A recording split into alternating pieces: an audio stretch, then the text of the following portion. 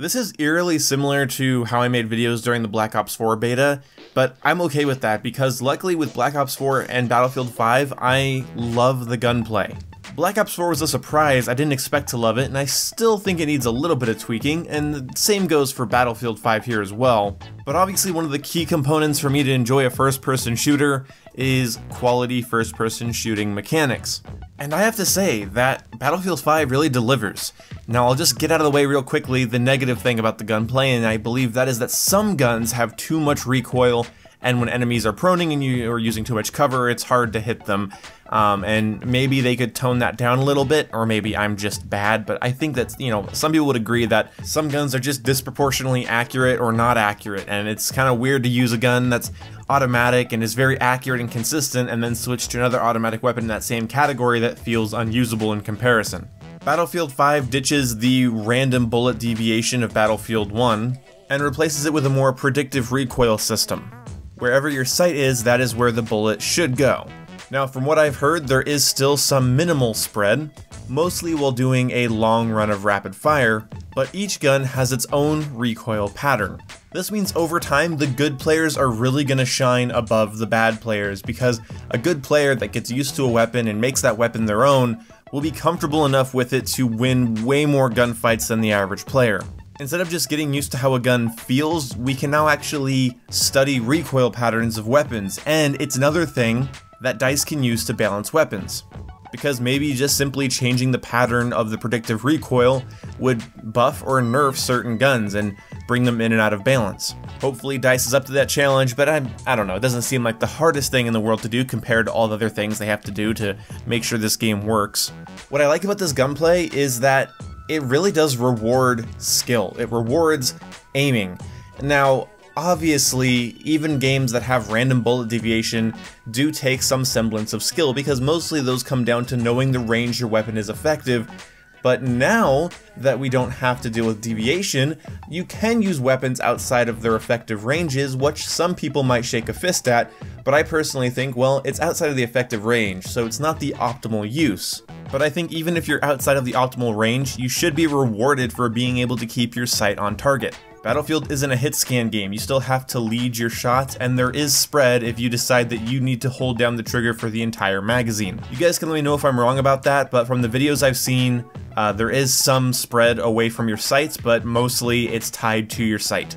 But to be honest, the guns are so accurate, I wouldn't be surprised if the bullet is always tied to your sight, because these guns do feel really accurate in that sense. They have heavier recoil, some of them, but they feel accurate because I know where my shot is going to land even if the gun is kicking in an unruly fashion. Now, like I mentioned in my first impressions video, if you are playing on console, turn off auto-aim rotation. Auto-aim rotation will attempt to lock onto targets when you press in left trigger. That might help you win one gunfight, but it'll probably make you lose another. It's honestly the worst thing about the gunplay for me on console is that some people are using this, and I feel like in one-on-one engagements at mid-range it's really useful if I'm not moving very fast, but up close against multiple opponents, it will try to lock onto people for you, and it is really funny seeing someone run into a room full of people and seemingly just not know where they're shooting because they pressed left trigger and the game was like, oh, you're gonna lock onto the guy in the middle even though you should probably shoot the guy on the left. That's pretty funny to me. If games try to aim for you, it's not really gonna make you win. In fact, the more control you have over your weapon, the better. So just stick to auto-aim slowdown, I think is what it's called, but basically it just slows down your sensitivity when you put your sight over an opponent at a certain range. This will help you keep steady without it trying to literally aim for you. Another thing that I really like about Battlefield 5 is that it's smooth as butter on my Xbox One X. I haven't mastered this game's gunplay yet, but it still feels like a competitive video game. It doesn't feel like it's trying to be realistic, it feels like it's trying to be a competitive shooter in this respect, and I love it. It's smooth, it's consistent, and I love learning the recoil patterns of the guns, even though, again, some need to be changed. The only thing that would make this gunplay a lot better is if there was more ammo in your reserves. I'm kind of reiterating a lot of stuff from my first impressions, and I am sorry about that, but what really bugs me is that you're just 2 magazines short of being able to go off on your own. If you had 2 extra magazines from the base of how the game is right now, you could probably more confidently go off by yourself. You should probably stick with your team and squad, but at the same time, you can't always rely on random players online. It wasn't until, just like in the first day of the beta, it wasn't until I started playing with my friend that I was actually able to have a bit more fun, because he was keeping me supplied with health and ammo. And I guess there is more than one negative, because another problem I have with the gunplay is how the health system works. Because of the way the health system works, it's much more difficult if you're not a medic to get to 100% health. Most of the time you'll revive up to 70, and it's not good. The reason it's not good is that if you're in any sort of situation, this will happen often, if you're hit several times, you win the gunfight, you will not go back up to 100 health even if you wait in a corner for an hour. You will be stuck at 70. Sometimes mine sticks at 76, I don't know if that's part of the game or I'm crazy or what. But the reason this sucks is that when you're at 70 health, a sniper can just shoot you once and then pull out a pistol and shoot you again, only once required. Assault rifles are going to kill you in like 3 shots, semi-autos will always take you out in 2, and it's just really uncomfortable walking around this game with 30% of your health missing. And when your health is missing and you're on your way looking for a medic or a medical cache, it's pretty daunting because if you come across a single enemy, he will have the advantage if he's not injured as well, and if you come across a squad, you're pretty much screwed entirely. In a vehicle, forget it. The problem is, if you get into a big gunfight, get hit a couple times, and you kill a couple opponents, and you are separated from your squad or any sort of objectives that you own, you will be stuck without ammo or health for quite a while, most likely until you meet your inevitable doom. This game wants to focus more on squad play, and I admire that, but I think you should be able to regenerate health up to 100, or at least regenerate up to 70 a lot faster than you do normally, or I should say currently. Also, giving all players 2 extra magazines would be really helpful. You're not always going to be by your squad, you're not always going to be playing with a helpful squad, and you're not always going to be able to rely on the blueberries on your team, and you will sometimes be behind enemy lines, stuck at lower health than normal, with only 1.5 magazines, and that's a really frustrating feeling. Not really terribly frustrating as it is scary, but I think after a while, the tension will wear off as the game goes through its life cycle, and it's just going to be an irritating thing, like, oh, there's a flag right in front of me, I could flank it, but I'm at 70 health and I have a magazine left, so guess I have to wait for my squad to spawn on me, but none of them are using mics and my friends are offline, so I guess I'm fucked. There needs to be a little bit more self-reliance in the game. I don't think there's enough right now, so hopefully they can change that before the launch of the game. Now, one of those negative things I just said is actually also a positive, because I feel like the gunplay is the most skill-based it's ever been. You have to really be careful of your shots because you do not have an unlimited supply of ammo, so every shot counts. You could see that as a plus to the game. I personally see it as mostly a negative, but there is an interesting element there where you're suddenly not able to just dump rounds like you used to be able to. If this feature was implemented in Battlefield 3, this would have really hampered those guys that would take the M16A3, get a sweet flank, and take out most of your team single-handedly. Those really good players were really good, but if they were hampered by a lack of ammunition, that wouldn't have been the worst thing.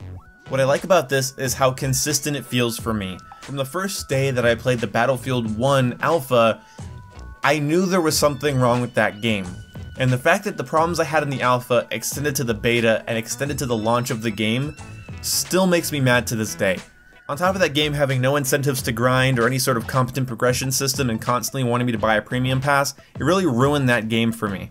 Battlefield 1 never felt consistent to me, from the alpha to the beta to the launch, whereas this game in the first 2 days, I'm consistently winning the gunfights that I think I can win, and I'm only losing the gunfights I'm pretty sure I was going to lose halfway through them. That tells me that there's a level of consistency there that's already made itself comfortable in my brain. I know what to expect and I'm not constantly shit on. The next video that I do about Battlefield 5 will be about the objectives and how I think they cause a problem for gunplay, engagements, and the game mode conquest itself, but for now we're just talking about gunplay. So to summarize how I feel about Battlefield 5's gunplay, basically when I come across an opponent, we both see each other at the same time, we start shooting at each other, I feel like those gunfights are consistent, I feel like it's more skill-based, the randomness that I hated in Battlefield 1 is gone, and with RNG bullets out of the way, I can now focus on my reaction time recoil control, mastering certain weapons' recoil patterns in general, and learning how to play the game, you know, figuring out the sprint in and out times and getting comfortable with the way the game plays instead of worrying about the way the game plays affecting me negatively depending on the engagement. And that's a great feeling. So thank you Dice for doing this, and thank you guys so much for watching. I know some people are having a really bad time with the beta. I'm sorry about that. I've heard it doesn't run really well on the base PS4 or base Xbox, but I can't do anything about that. I don't know what they're going to do about those consoles. I've heard some people have had a lot of rubber banding and skipping and all of that. I don't know what your guys' connections are like. My connection at home has been pretty bad recently, but in between its weird ping spikes, I'm actually having some pretty decent connection. So thank you guys so much for watching, and I'll see you when I see you. Let me know what you guys think, and yeah, goodbye. All in artillery. And spawn Is this the Battlefield game we've been waiting for since Bad Company 2? It feels... Bad Company 2 was Bad Bad Company Company. It kind of... yeah. Bad Company 2 was so fun. Put that in the title Such of a your great time on that video. game. Battlefield 5, the next Bad Company 2? The Oh, next, I get the next eaten alive true for that. Battlefield game. What? I get eaten alive for that. No, do it. You might get it eaten alive, but you'll make that sweet YouTube money. Oh yeah, I will.